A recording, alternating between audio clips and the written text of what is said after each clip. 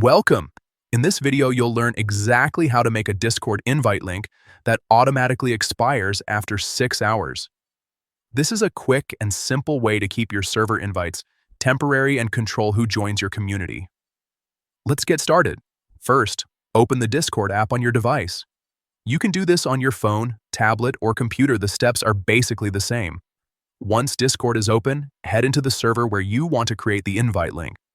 Next, look toward the top of your screen and tap the server's name. This will open a small menu with several options related to your server settings. From here, tap on Invite to bring up the invitation options.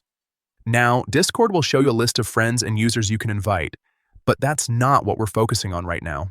Instead, look for the option that says Edit Invite Link. Go ahead and tap it. This is where you can customize how your invite behaves. You'll now see a few settings you can adjust, like the number of uses and how long the invite should last before it expires. Tap on the Expire After option, and from the list that appears, select 6 hours. This means the link will automatically stop working 6 hours after it's created. It's perfect if you only want to share access temporarily. Once you've set it to expire after 6 hours, tap Generate a new link or save to confirm your changes.